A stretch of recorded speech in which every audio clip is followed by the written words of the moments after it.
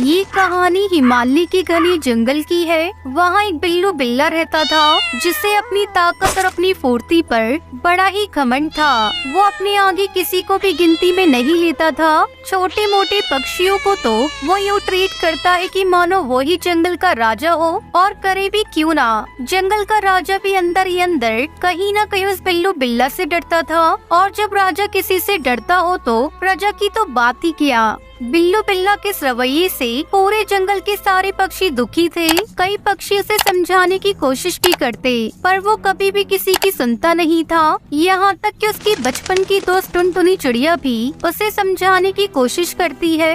यार बिल्लू, देख यार, स्कूल के दिनों की बात और थी। अब मुझे बिल्लू नहीं, बिल्लू बिल्ला कहा कर। और पूरे जंगल में ना अपनी इज्जत है, इज्जत। इज्जत नहीं, सभी डरते हैं तुझसे। मेरी बात मान, अब ये लड़ना झगड़ना छोड़ दे, इसमें कुछ नहीं रखा है। तेरी तरह मैं डरपोक नहीं हूँ, शर्म आनी चाहिए तुझे। मेरी दोस्त होकर भी मेरी तरह ठाठ से नहीं रहती, डरपोक कहीं की। तब तक आप लोग कमेंट में बताएं 90 + 90 कितने होते हैं। ये डर नहीं है यार, रिस्पेक्ट है, सामने वाले के प्रति आदर है। आदर नहीं, ये अपने डर को छुपाने का बहाना है। अरे यार, तू मेरी बात समझने की कोशिश कर। नहीं समझना है मुझे, और आगे से समझाना भी मत, वरना तेरी और मेरी दोस्ती खत्म। बिल्लू बिल्ला पर किसी की भी समझाने का कोई भी असर नहीं होता था। यहाँ तक कि अपने घमंड में उसने अपनी बचपन की दोस्त टुनटुनी चिड़िया से भी लड़कर दोस्ती तोड़ दी थी। वो अपने को समझाने वाले और सलाह देने वाले को पसंद नहीं करता था। उसे तो सिर्फ उसे सलाम करने वाले पसंद थे। जो भी रास्ते में मिलता उसे सलाम करता, जो उससे सलाम नहीं करता उससे वो जबरदस्ती सलाम करवाता। क्यों बे, सलाम मारने के लिए तेरे हाथ टूट गए हैं क्या? हाँ वो क्या, सलाम मार, और हर बार सलाम मारना, वरना तेरे आगे का दाया और पीछे का बाया पैर तोड़कर ना खा जाऊंगा। ना चल पाएगा ना घिसट पाएगा। माफ कर दो बिल्लू भाई, माफ कर दो। सलाम मार, सलाम। तोता भाई, आपने बिल्लू बिल्ला को देखकर रास्ता क्यों बदल लिया? क्या बताऊं बुलबुल बहन, इसके सामने जाओ तो इसे सलाम करना पड़ता है। कहीं भूल गए तो फाड़ खाने की बात करता है, कहीं गुस्से में फाड़ खाया तो इससे तो बेहतर है उस रास्ते ही ना जाओ जिस रास्ते ये बिल्लू जाए। फिर तो ऐसा हो गया था कि जो भी घमंडी बिल्लू बिल्ला को देखता वो अपना रास्ता बदल लेता। कोई भी उससे उलझना नहीं चाहता था, ना बहस करना चाहता था। जबकि बिल्लू बिल्ला था कि जिस पर नजर पड़ जाती जबरदस्ती उसके सामने पहुंच जाता और उसे खुद को सलाम करने को बोलता। उसे इतना घमंड हो गया था कि एक दिन उसके बचपन की दोस्त टुनटुनी चिड़िया उसे मिल गई तो वो उससे भी बोल पड़ा। ओए टुनटुनी चिड़िया, क्या हुआ बिल्लू? माना कि तू मेरी बचपन की दोस्त है, पर ये मत बोल कि इस जंगल में जिसे भी रहना है, जिसे भी मेरे सामने से गुजरना है, मुझे सलाम मारे बगैर नहीं गुजर सकता। और किसी ने नहीं मारा तो वो जान से मारा जाएगा। चल सलाम मार मुझे। अरे मैं तो तुम्हारी बचपन की दोस्त हूँ। दोस्ती अपनी जगह और पोजीशन अपनी जगह। सलाम मार, सलाम। बिल्लू बिल्ला की बचपन की दोस्त टुनटुनी चिड़िया को उसका ये रवैया बिल्कुल भी पसंद नहीं आया था, मगर वो उसे कैसे समझाए। वो था कि अपने घमंड की आगे किसी को सुनने को ही तैयार नहीं था। ये सिलसिला काफी दिनों तक चलता रहा। ऐसे में एक दिन बिल्लू बिल्ला को बाज का बच्चा रास्ते में मिल गया। बाज के बच्चे, सलाम मार मुझे। क्यों भाई? तुझे तेरे माँ बाप या जंगल के किसी ने बताया नहीं? मैं बिल्लू राजा हूँ, बिल्लू राजा। मेरे मम्मी पापा भी मुझे राजा कहते हैं, तुम मुझे सलाम मारो। सारा जंगल मुझे सलाम मारता है और मैं तुझे सलाम मारूं? हाँ? घमंडी बिल्लू बिल्ला को गुस्सा आ गया और उसने अपने खतरनाक दांत बाज के बच्चे में गड़ा दिए। दांत इतनी जोर से गड़ी कि बेचारा बाज का नन्हा सा बच्चा दर्द से चिल्लाता हुआ वहाँ से भागता हुआ अपने माँ बाप के पास पहुँचा। तो उसकी बात सुनकर उसके बाप को गुस्सा आ गया और वो बुरी तरह चिल्लाता हुआ बिल्लू बिल्ला को सबक सिखाने निकल पड़ा। कुछ ही आगे जाकर बाज को बिल्लू बिल्ला मिल गया। क्यों बे बिल्लू बिल्ला, तूने मेरे बच्चे को काटा है?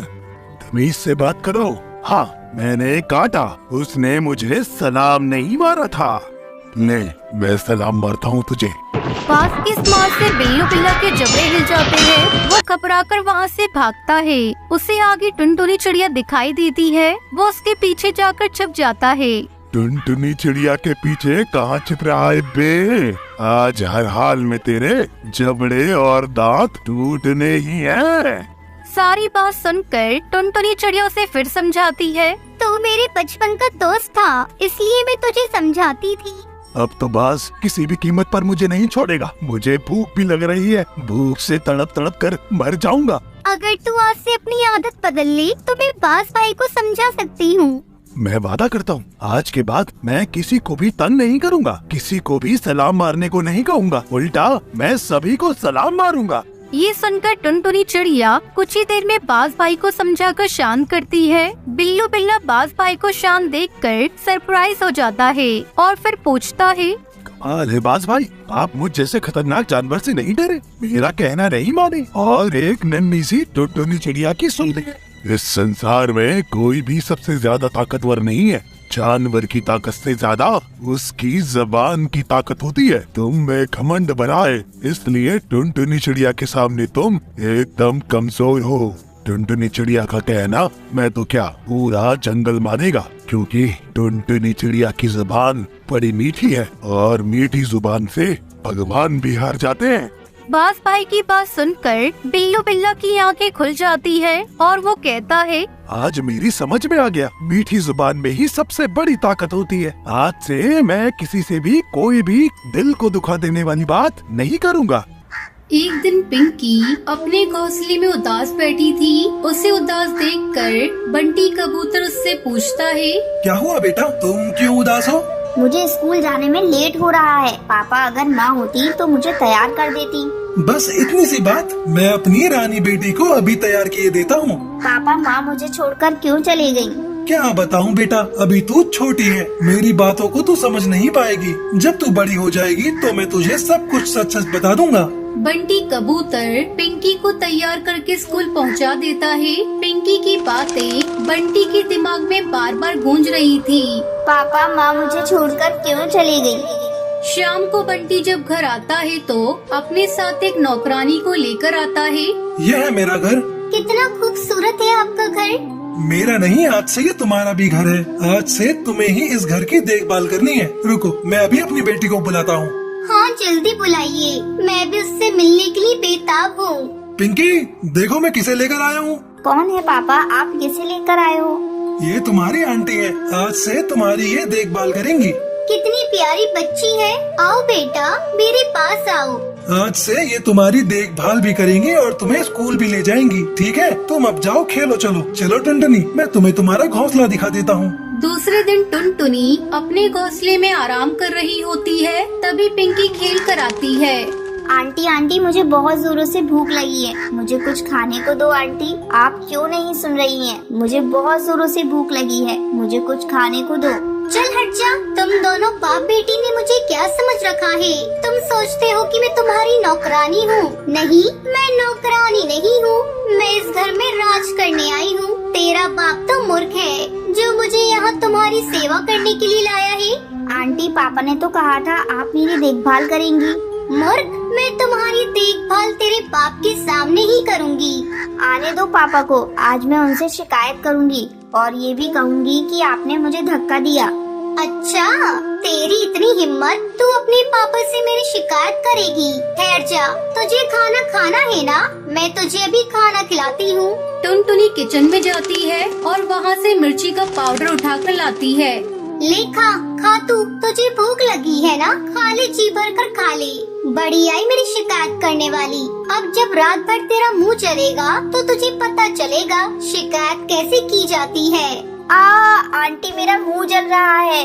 तुझे शिकायत करनी थी ना, अब तो शिकायत कर, मैं तुझे ऐसा खाना डेली खिलाऊंगी। पिंकी रोते हुए अपने घोंसले में चली जाती है और जाकर सो जाती है। रात में बंटी जब ऑफिस से घर आता है तो कहो आज का दिन कैसा रहा? पिंकी ने कहीं तुम्हें तंग तो नहीं किया? अरे नहीं नहीं, बहुत प्यारी बच्ची है, बहुत शांत रहती है। पिंकी तो कहीं दिखाई नहीं दे रही है, कहाँ है वो? आज मैंने उसके साथ बहुत मस्ती की, वो थक कर सो गई। चलो अच्छा है, वो तुम्हारे साथ घुल मिल गई। अगली सुबह टुनटुनी अपनी सहेली से फोन पर बात कर रही थी।